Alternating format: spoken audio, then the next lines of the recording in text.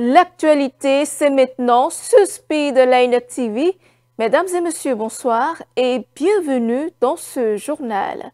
Au sommet de cette édition, un pas de plus dans la guerre contre la drogue et le crime. Le Bénin s'apprête à intégrer un réseau mondial pour intensifier ses efforts contre la corruption, la criminalité et les trafics illicites.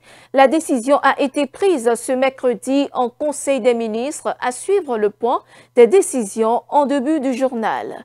Derrière leur apparente simplicité, les stickers occupent désormais une place centrale dans notre communication numérique. Ils permettent de transmettre émotions, intentions et nuances. Mais quelle est leur véritable utilité? Élément de réponse dans cette édition.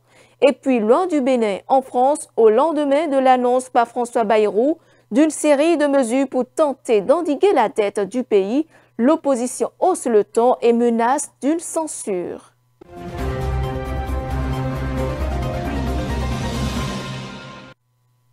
À nouveau, bonsoir. Le Bénin renforce son engagement dans la lutte contre la corruption transnationale en adhérant officiellement au Globe Network. C'est l'une des décisions prises par les membres du gouvernement en Conseil des ministres de ce mercredi. D'autres décisions ont également été prises.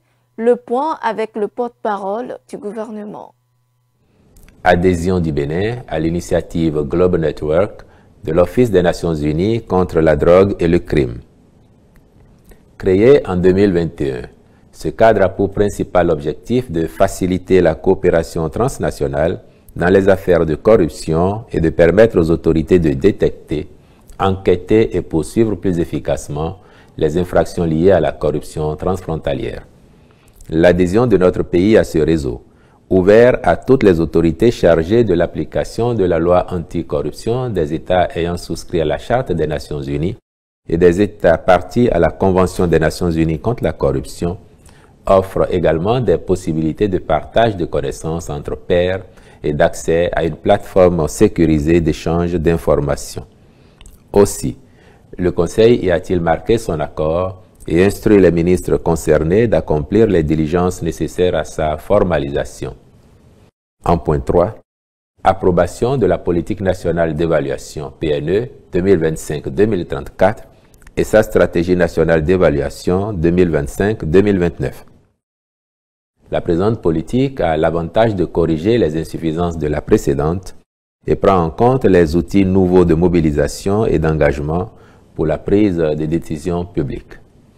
Assortie d'une stratégie sur la période 2025-2029, elle est arrimée à l'agenda international de développement à travers les objectifs de développement durable, ODD, l'agenda 2063 de l'Union africaine et la vision 2050 de la CEDEAO.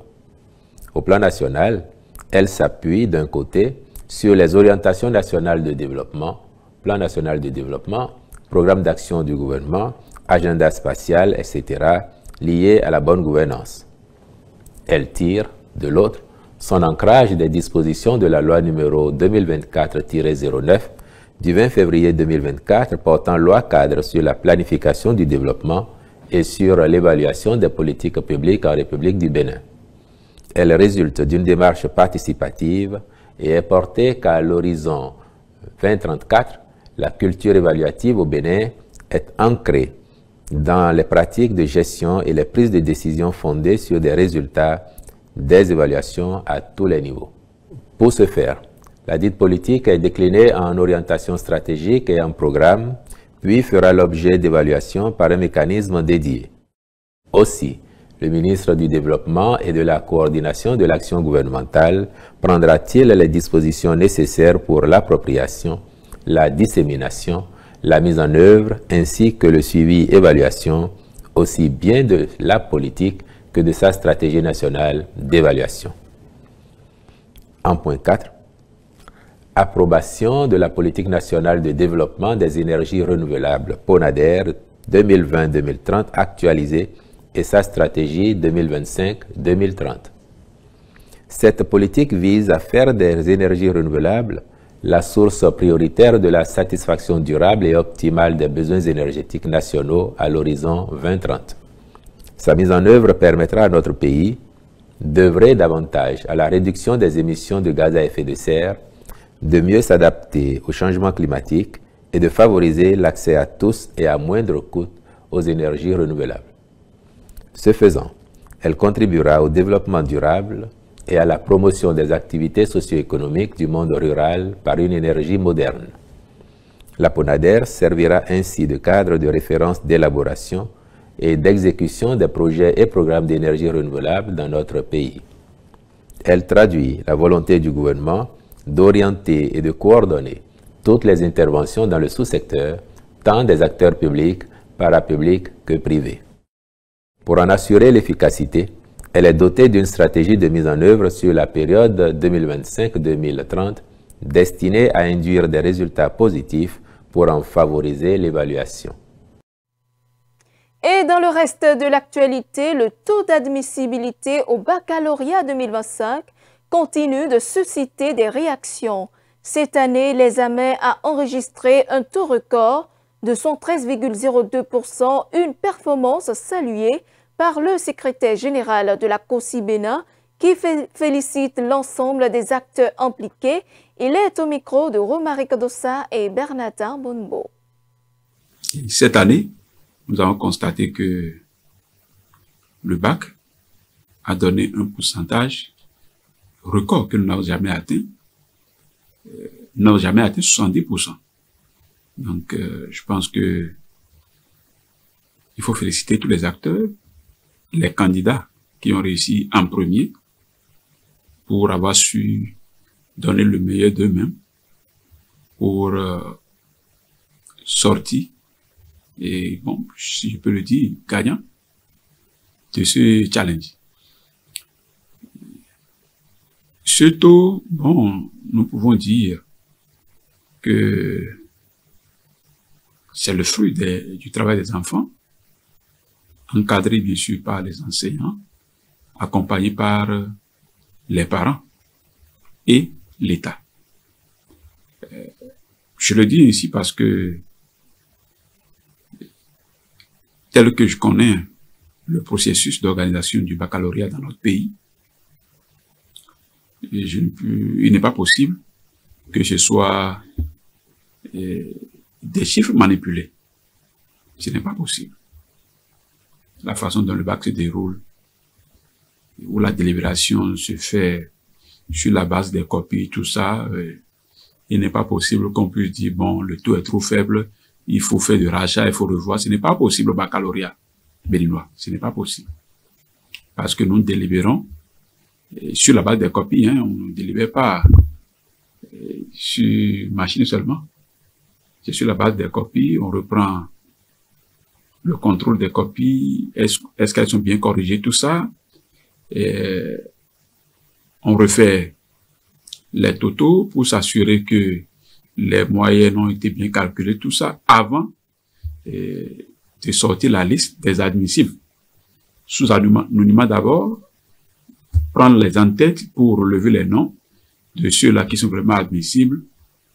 Et chaque membre de jury, et on en a une centaine, je crois, et chaque jury est constitué de près d'une dizaine de personnes, a la possibilité de garder en même temps sur lui la liste des admissibles. Donc, c'est qu'il n'y a pas de place pour qu'il y ait d'intervention politique, d'un homme politique pour dire, attention, dans ma région, le taux est trop bas, il faut revoir un peu, ou même le gouvernement pour dire, bon, le taux est bas, il faut revoir. Ce n'est pas possible. Donc, je me dis, les résultats du baccalauréat reflètent, d'une certaine manière, la réalité du système. Et si on me dit peut-être que les niveaux ne sont pas ceux escomptés, bon, on peut en discuter. Mais ce qui est très sûr, ce taux, le bac ne peut pas être un pourcentage tronqué. C'est ce que il y a sur les copies des candidats, et ça que les résultats révèlent. Donc, nous félicitons une fois encore tous les acteurs qui ont contribué à ce taux record obtenu au baccalauréat 2025 dans notre pays. Entrons dans un tout autre univers à présent. Ils sont colorés, expressifs, parfois drôles ou surprenants. Les stickers ont envahi nos conversations. Bien plus que de simples images, ils sont devenus de véritables outils de communication utilisés pour exprimer une émotion, faire passer un message ou simplement illustrer un ton. Alors, à quoi servent-ils vraiment et pourquoi sont-ils si populaires? Élément de réponse dans ce reportage. Les stickers, aussi appelés émoticônes, sont des illustrations qui expriment un sentiment dans les discussions. Ces petites figures dynamisent un texte en ajoutant le ton à une phrase. Ils contextualisent et permettent de mieux appréhender le sens. Petits, ludiques et attractifs, ils provoquent plus d'interaction. Les stickers, c'est en quelque sorte un moyen de s'exprimer. Un moyen de s'exprimer de façon plus précise. Et le sticker, bon, selon moi, ce sont les dessins, d'une manière, les dessins animés que nous aimons utiliser sur les réseaux sociaux, disons, sur le WhatsApp, le Facebook et autres. Bon, dans les discussions, lorsqu'on utilise les stickers, souvent, c'est en quelque sorte pour pouvoir exprimer de façon plus matérielle, ou bien de façon matérielle. C'est-à-dire, lorsque je veux par exemple dire à quelqu'un que je suis énervé contre toi pour ce que tu m'as fait, et peut-être je vois un sticker dans lequel la personne est en train de lancer une pierre à quelqu'un, ou bien la personne, en tout cas tout ce qui va pousser la personne à comprendre le message que je suis en train de véhiculer. Donc pour moi les stickers c'est juste des moyens de communication qui vont permettre à mon interlocuteur de comprendre ce que je suis en train de lui faire comprendre. Je vois que les stickers, ça nous permet surtout d'économiser notre temps, de vite avancer, de vite faire la discussion que nous sommes en train de faire sans perdre assez du temps. Il y a des publications dans lesquelles on n'a pas... Les stickers nous aident juste pour vite exprimer nos sentiments suite à une publication.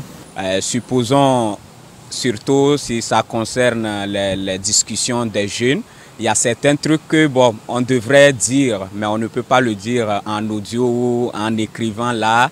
On peut coder un peu la discussion à travers ces stickers-là. Ça me permet aussi de ne pas trop écrire les messages. Lorsque je suis dans une discussion et j'ai envie de passer un message à quelqu'un et je ne voudrais pas peut-être beaucoup écrire, je peux toutefois utiliser un sticker pour ne pas trop me mettre à parler, écrire des messages ou bien des messages vocaux pour pouvoir me fatiguer. Il n'y a pas cette décision dans laquelle moi je vais ne pas utiliser les stickers. Il n'y a pas ça. Les stickers en quelque sorte, je ne peux pas parce que même dans une discussion où il n'y a pas de stickers, bon, ça ennuie. Ça ennuie parce que déjà, c'est déjà une habitude pour moi. C'est comme on le dit, l'habitude est une seconde nature. Ouais. Donc, dans une discussion, déjà, j'ai déjà pris l'habitude. Lorsque je veux parler à quelqu'un et je vois un sticker dans lequel je vois une vidéo, une courte vidéo où il y a une action qui se produit. Bon, je peux toutefois prendre l'action là comme une illustration de ce que je veux faire comprendre à la personne. Donc, pour moi, les stickers, je pense que c'est vraiment utile. Parce que ça me permet beaucoup plus de mieux m'exprimer. Certains jeunes utilisant les réseaux sociaux font usage des stickers. Cet outil de communication facilite plus les échanges sur les canaux digitaux. En interactualité, le président du Ghana, John Mahama, a émis une directive supprimant le paiement des indemnités de carburant pour tous les responsables politiques. Cette mesure vise à réduire les dépenses publiques. Les personnes concernées par cette directive incluent notamment les ministres du cabinet et les dirigeants des institutions publiques. Le reportage. Au Ghana, les personnes nommées à des postes politiques vont devoir puiser dans leur propre budget pour l'alimentation de leurs véhicules en carburant. Le président ghanéen John Dramani Mahama a supprimé les indemnités en la matière. Les économies réalisées seront dirigées vers des projets prioritaires. La mesure annoncée mardi intervient après la suppression des abonnements à la télévision par câble et la réduction du nombre des collaborateurs dans des cabinets ministériels. En réalité, elle s'inscrit dans le cadre de la réduction plus large du train de vie de l'État. Le Ghana tente de sortir la tête de l'eau après un contexte économique difficile aggravé par un défaut de paiement de sa dette en 2022. Le pays a approuvé en juin dernier un accord de restructuration de son ardoise d'un montant de 2,8 milliards de dollars avec 25 nations créancières. Un engagement qui doit être soutenu par une gestion plus rigoureuse des finances publiques.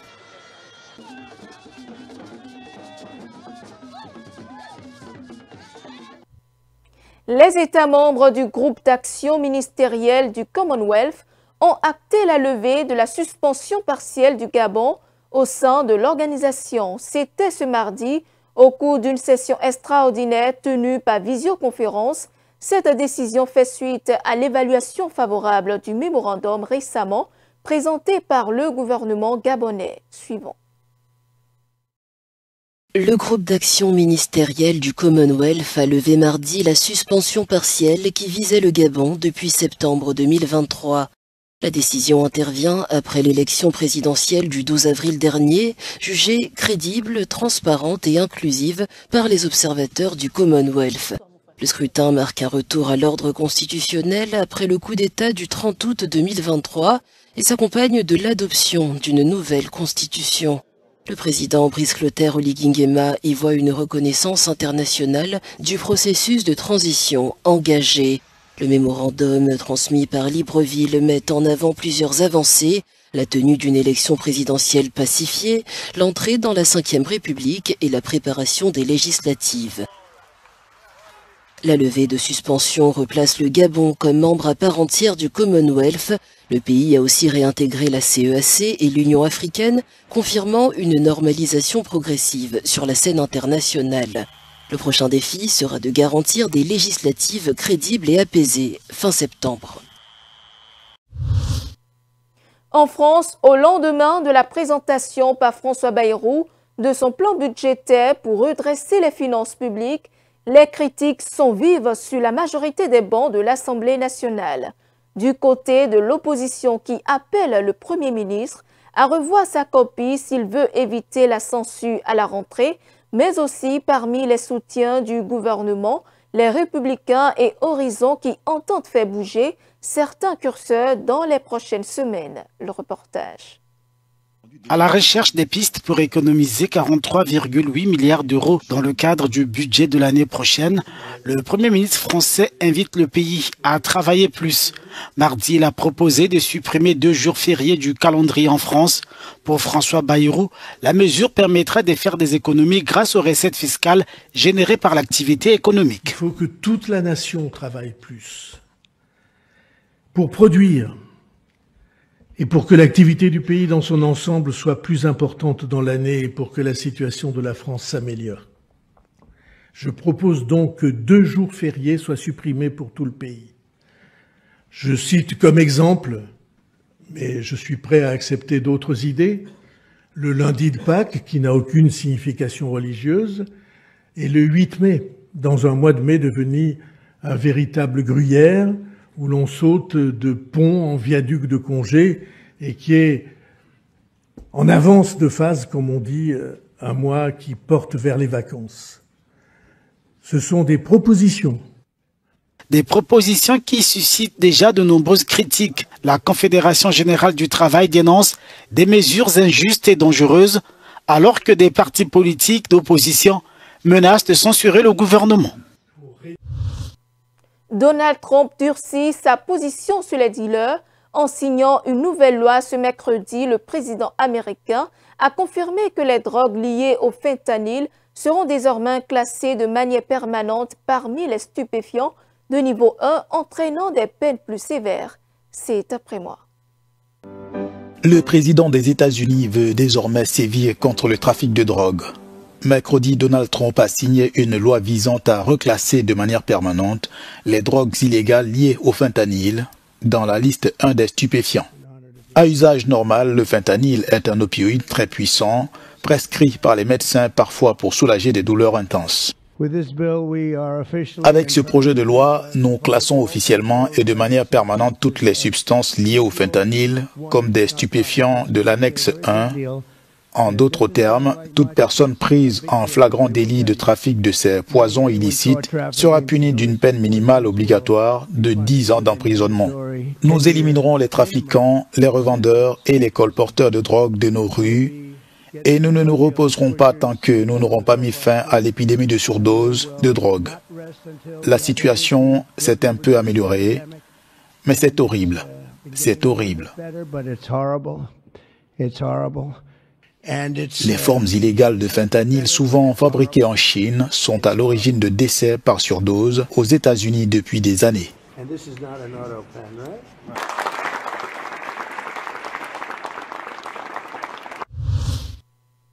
Et voilà, c'est la fin de ce journal. Merci de nous avoir suivis. Suivez-nous en continu sur speedlinetv.bj/live et sur nos différents canaux digitaux Facebook et YouTube.